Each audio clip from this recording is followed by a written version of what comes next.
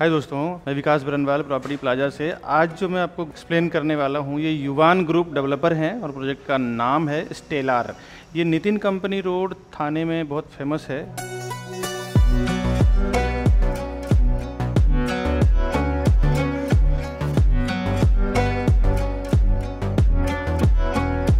अभी जो मैं आपको लेके आया हूँ 51 स्टोरी का टावर बना रहे हैं ये लोग। अभी ये लॉन्च हुआ है, इसका पाइलिंग वर्क चल रहा है।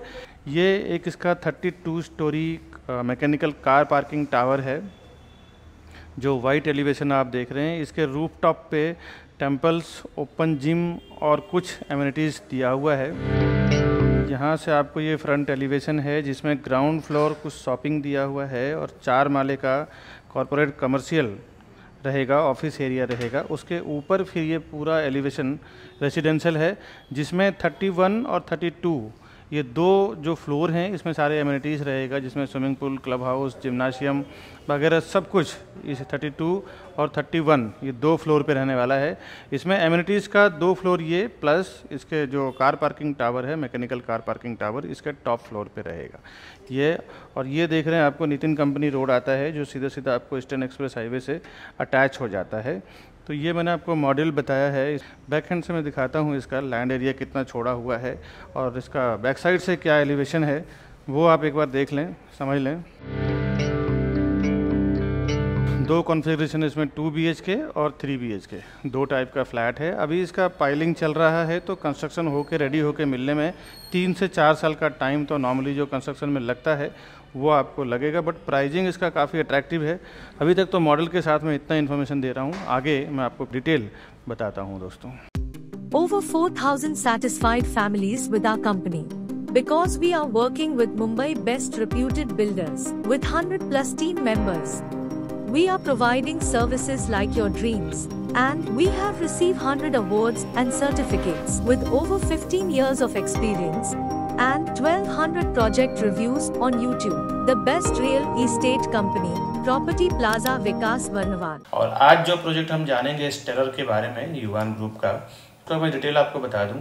प्रोजेक्ट का नाम है स्टेलर। ये बन रहा है नामदेवबाड़ी अपोजिट नितिन कंपनी थाने वेस्ट में। इसकी जो प्लस पॉइंट है ना, ये नितिन कंपनी बिल्कुल ईस्टर्न एक्सप्रेस हाईवे से बहुत पास में है। और युवान ग्रुप जो डेवलपर हैं उन्होंने काफी सारा काम किया हुआ है, जिसमें 2-3 प्रोजेक्ट का नाम मैं आपको बता देता हूँ। त्रिमिति आश्वा और साइग्नस मुलुंड में, युवान प्राइम, सिंधु स्मृति, ऐसा इन्होंने कई प्रोजेक्ट अलग अलग लोकेशन में भिवंडी, थाने, मुलुंड में बनाया है। और ये जो कंपनी है ये लगभग 10 से 15 साल पुरानी कंपनी है और कंस्ट्रक्शन में इन्होंने 4-5 प्रोजेक्ट ऑलरेडी ये चल भी रहा है और हैंडओवर कर भी चुके हैं। 1.26 एकड़ इसका लैंड एरिया है, लगभग 1.25 एकड़ के आसपास। और एसआरए डेवलपमेंट है, ये एसआरए को हैंडओवर कर चुके हैं तो फ्री होल्ड हो चुका है इनका। 51 स्टोरी टावर है, 51 माले का टावर है, 1 विंग की पूरी सोसाइटी है और हर एक फ्लोर पे 6 flat, 7 high speed lift, 2 staircase है। इसमें क्या है कि 51 स्टोरी टावर होता है ना, तो इनको लिफ्ट ज़्यादा रखना पड़ता है बिकॉज ज़्यादा लोग हो जाते हैं, हाई राइज टावर हो जाता है तो लिफ्ट की स्पीड भी डबल होती है इनकी। एमिनिटीज़ इसके 3 अलग अलग फ्लोर पे दिया हुआ है। एक दिया हुआ है 31st फ्लोर पे, 32nd फ्लोर पे और रूफटॉप पे, यानी 31वें माले पे, 32वें माले पे और छत पे। बेसमेंट पार्किंग इसका दिया हुआ है और फर्स्ट लेवल इसका पार्किंग है। सेपरेट 32 स्टोरी टावर इनको बनाया हुआ है, ऑटोमेटिक रोबोटिक कार पार्किंग रहेगा। एक अलग ही टावर बनाया हुआ है 32 माले का, जिसमें सिर्फ गाड़ियों के पार्किंग के लिए बनाया हुआ है। रेसिडेंशियल इसका स्टार्ट हो रहा है 6वें माले से, 6 लेवल से इसका रेसिडेंशियल रहेगा, यानी पहला माला फर्स्ट फ्लोर का फ्लैट इसका 6 फ्लोर से चालू होगा। रेरा में अगर आप देखना चाहते हैं इसका कुछ डिटेल, तो इसका रेरा का नंबर है P517000048590। इस रेरा नंबर के थ्रू आप रेरा के वेबसाइट पे जाके देख सकते हैं प्रोजेक्ट रिलेटेड क्या क्लियरेंस दिया हुआ है, लैंड का क्या स्टेटस है, टाइटल क्या है इसका, कितने फ्लोर की पासिंग मिली है, क्या कारपेट एरिया की पासिंग मिली है गवर्नमेंट की ओर से, वो सारा कुछ आप रेरा के वेबसाइट पे जाके देख सकते हैं। रेरा में पोजीशन दिसंबर 2027 है। बिल्डर भी सेम आपको दिसंबर 2027 में हैंडओवर करेंगे।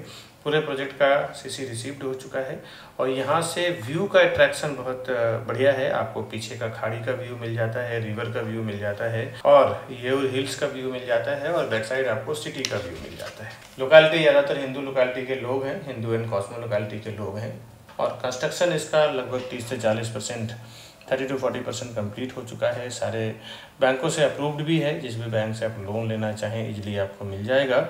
एमिनिटीज इसमें swimming pool, jogging track, star gazing at sky lounge, multipurpose hall, spa and salon, yoga and meditation area, indoor game, gymnasium, children play area, senior citizen sit out, table tennis, library. Eastern express highway यहाँ से बहुत पास में है, metro station, eastern express highway, Thane station, ये सब आपको 10 से 15 मिनट का वॉकिंग डिस्टेंस है। कुछ मैं आपको कनेक्टिविटी बता दूं, Ramchandra Nagar police station, hero kids play school, Ayush multi speciality hospital, Thane railway station, Viviana mall, national college, ये सब आपको 10 से 15 मिनट के ट्रैवलिंग डिस्टेंस से आप रीच कर जाते हैं दोस्तों। इंटरनेशनल एयरपोर्ट, डोमेस्टिक एयरपोर्ट, ये भी आपको हार्डली 1 घंटे के अंदर रीच कर जाते हैं। अब आइए इसका प्राइसिंग, साइजिंग, कॉन्फ़िगरेशन जानते हैं कि क्या है इसका। 2 BHK, 3 BHK 2 टाइप के फ्लैट बना रहे हैं। इसमें आपको जोड़ी फ्लैट की अगर आवश्यकता हो तो जोड़ी भी आपको मिल जाएगा। 2 BHK का कारपेट एरिया 712 यानी 712 स्क्वायर फुट का है, जिसकी प्राइसिंग की बात करूं 1 करोड़ 20 लाख से लेके 1 करोड़ 50 लाख के बीच में आपको आएगा। एक इसमें automatic robotic car parking tower में एक पार्किंग आपको आएगा। 3 BHK का कारपेट एरिया 857 यानी 857 स्क्वायर फुट का है, जिसकी प्राइसिंग 1.44 CR टू 1.80 CR यानी 1 करोड़ 44 लाख से लेके 1 करोड़ 80 लाख के बीच में आएगा। इसमें भी डेडिकेटेड एक बेसमेंट पार्किंग या फिर रोबोटिक कार पार्किंग टावर में एक पार्किंग आपको आएगा। 3 BHK जो बड़ा लग्जरियस 3 BHK बनाया हुआ है 1115 स्क्वायर फुट का यानी 1115 स्क्वायर फुट का, जिसकी प्राइसिंग 1.87 CR टू 2.34 CR यानी 1 करोड़ 87 लाख से लेके 2 करोड़ 34 लाख के बीच में आएगा। इसमें भी एक कार पार्किंग आपको आएगा। एक्स्ट्रा कार पार्किंग अगर आप लेना चाहें तो 8 लाख रुपए का एक्स्ट्रा एक कार पार्किंग है, अगर आप लेना चाहें तो वो अलग से आप ले सकते हैं। ये जो मैंने प्राइसिंग बताया है ये बेसिक फ्लैट कॉस्ट बताया है मैंने, इसके ऊपर आपको रजिस्ट्रेशन, स्टैम्प ड्यूटी, GST वगैरह अलग से लगेगा। ये तो मैंने डिटेल आपको बताया स्टेलर के बारे में। आगे और भी कुछ डिटेल आप समझ लें डीलिंग के बारे में, बिल्डर जो कंस्ट्रक्शन डिसाइड करते हैं, क्या प्राइसिंग डिसाइड करते हैं, उसके लिए टेक्निकल नॉलेज आपको होना जरूरी है। इन फ्यूचर कभी आप प्रॉपर्टी खरीदें या किसी को खरीदवाएं तो आपको बहुत काम आने वाला नॉलेज है, आगे की वीडियो में आप जरूर समझ लें दोस्तों। बहुत सारे लोग हमारे इस वीडियो को देखने के बाद डायरेक्ट चले जाते हैं प्रॉपर्टी खरीदने के लिए। उन्हें ऐसा लगता है कि मैं प्रॉपर्टी डायरेक्ट लूंगा तो हमारा ब्रोकरेज का फीस यानी CP जो चैनल पार्टनर होते हैं उसका ब्रोकरेज चार्ज बच जाएगा। दोस्तों आपको एक बार बता दूं, बिल्डर के पास इतना टाइम नहीं होता कि वो वहां पे बैठ के प्रोजेक्ट को बेचे।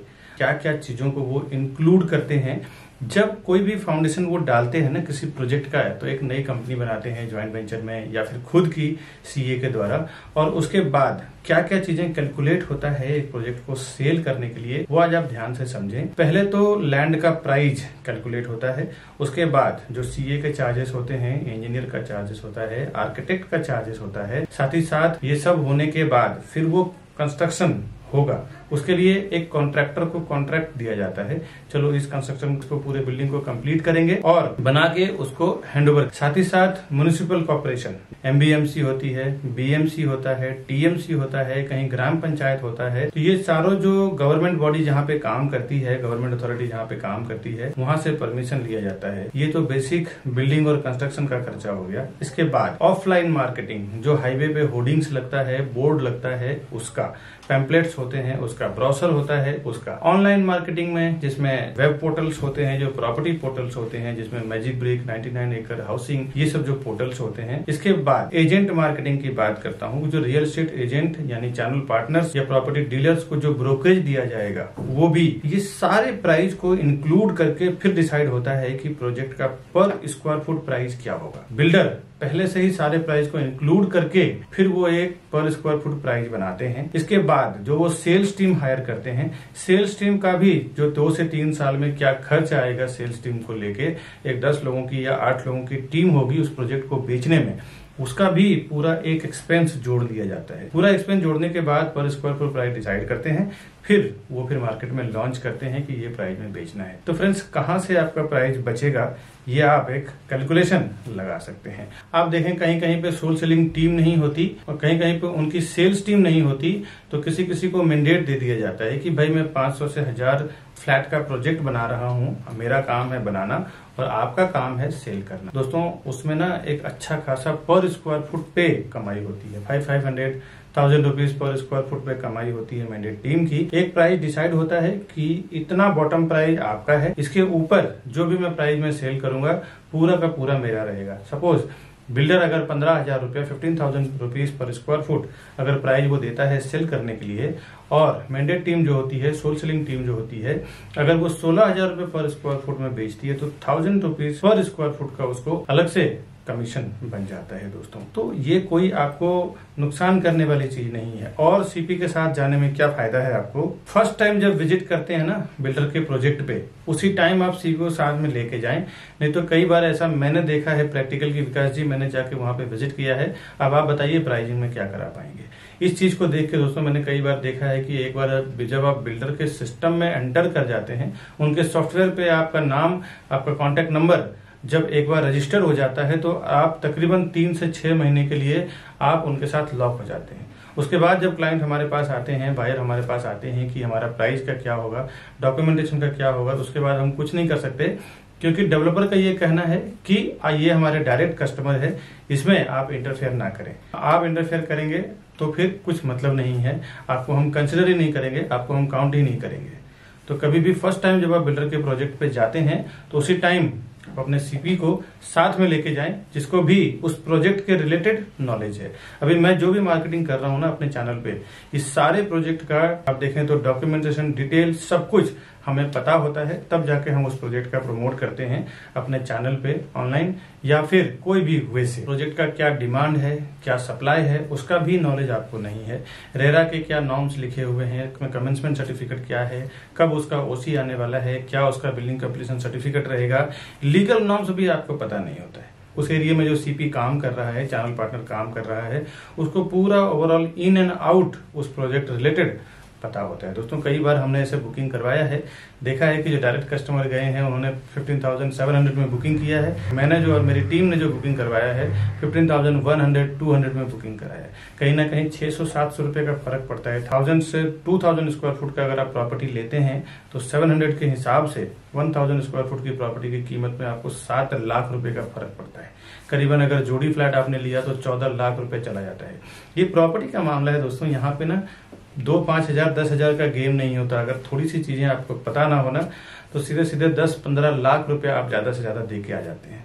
और वहां पे क्या डिस्काउंट चल रहा है, क्या स्कीम चल रहा है, क्या ऑफर चल रहा है। कई बार तो ये देखने को मिला है कि बिल्डर प्रोजेक्ट लॉन्च करते हैं, स्टाम्प ड्यूटी जो 6% 7% आज के मार्केट में चल रहा है वो डिस्काउंट होता है। कभी कभी रजिस्ट्रेशन चार्ज डिस्काउंट होता है, कभी कभी पीएलसी यानी प्रीफर लोकेशन चार्ज नहीं होता, कभी कभी फ्लोराइज नहीं होता, जो आपको पता नहीं होता है। बोर्ड पे लिखा होता है स्टाम्प ड्यूटी डिस्काउंट है, बट अब आप जाते हैं तो उससे कहते हैं डिस्काउंट का टाइम खत्म हो चुका है, अभी आपको स्टाम्प ड्यूटी भरना पड़ेगा, स्टाम्प ड्यूटी पे करना पड़ेगा, और उसके नाम पे फिर आपसे 5 से 10 लाख रुपए ज्यादा ले लिया जाता है। ऐसे मैंने कई जगह एक्सपीरियंस किया है। और बड़े बड़े ब्रांड का मैं आपको बता दूं, डेवलपर हैं जिन्होंने ये काम किया है।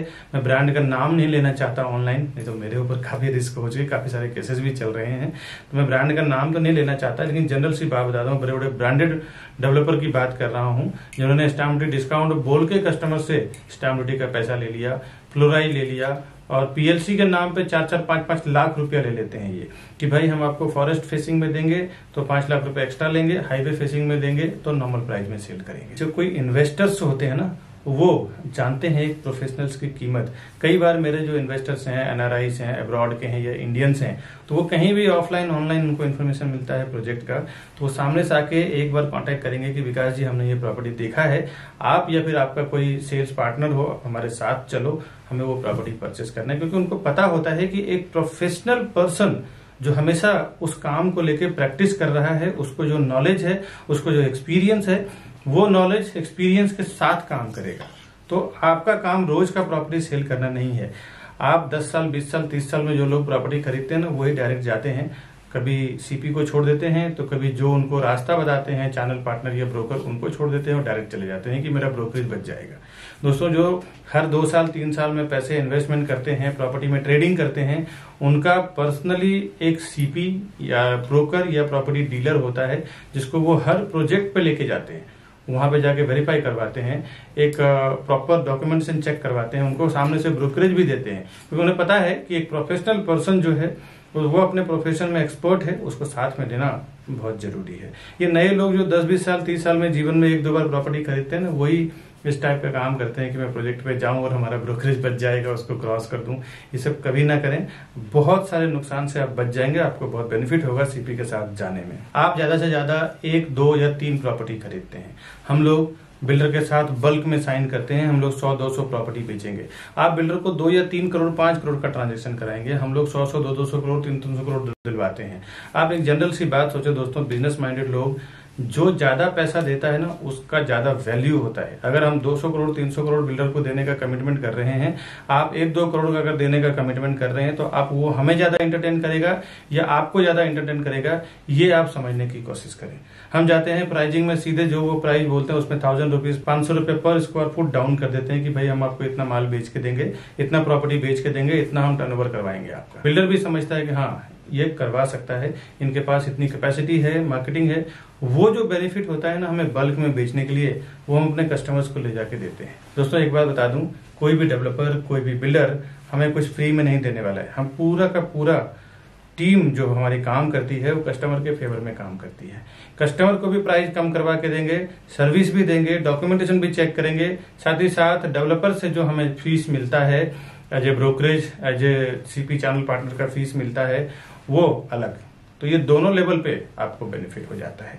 एक आपके साथ एक सर्विस देने वाला पर्सन होता है, दूसरा आप देखें तो डेवलपर को भी एक मोटा पैसा हमारी ओर से 1% उसको दिला देते हैं। वो अगर प्रोजेक्ट बेचने में 1 साल लगेगा, तो अगर हमारे जैसे पावरफुल एजेंट्स जो होते हैं जो 100-200-300 प्रॉपर्टी बेचते हैं, जनरली उनको 6 महीने में पूरा प्रॉपर्टी बेच के दे देते हैं, पूरी बिल्डिंग बेच के दे देते हैं।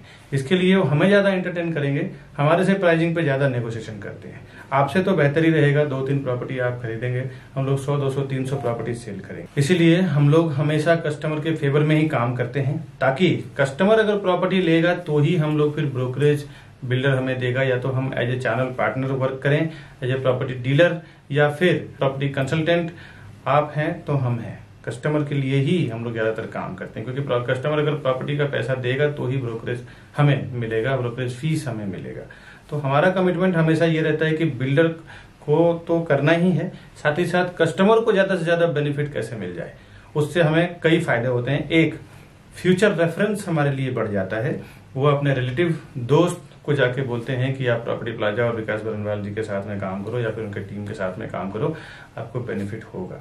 Demand and supply, in future अगर आप एनआरआईज हैं या फिर आप केयर टेकिंग नहीं कर सकते हैं, तो उसमें भी हमारी पूरी टीम होती है जो प्रॉपर्टी का केयर टेकिंग करना, बाद में रेंट आउट करना, या फिर रीसेल करना हो जब उसका प्राइस एक लेवल पे हाइप हो जाता है तो, या फिर नए प्रॉपर्टी में इन्वेस्टमेंट करना, उसके लिए कुछ एडवाइजिंग हो गया, या नया कोई अर्जेंट सेल प्रॉपर्टी आई तो वो एक नोटिफिकेशन देना, ये पूरी हमारी रिस्पॉन्सिबिलिटी होती है। हमारे कस्टमर को ज्यादा से ज्यादा बेनिफिट कैसे दिलाएं, ताकि वो फ्यूचर में हमारे लिए रेफर करे अपने रिलेटिव को, अपने दोस्त को, अपने आसपास में रहने वाले लोगों को। दोस्तों सीपी के पास कई ऑप्शंस होते हैं, आपको पता नहीं होता कि एक लोकेशन में क्या क्या कौन सा प्रोजेक्ट चल रहा है, लेकिन बट एक चैनल पार्टनर के साथ काम करने में आपको प्रॉफिट क्या होता है, बेनिफिट क्या होता है, उसके पास कई ऑप्शंस होते हैं जो उसी प्रोजेक्ट से मिलता जुलता है। उसमें भी आपको हेल्प मिल जाता है कि क्या क्या कहाँ पे सर्वे करना है। दोस्तों अभी जो हमने प्रोजेक्ट दिखाया आपको, ऐसे में नए नए प्रोजेक्ट हमेशा लेके आते रहता हूँ।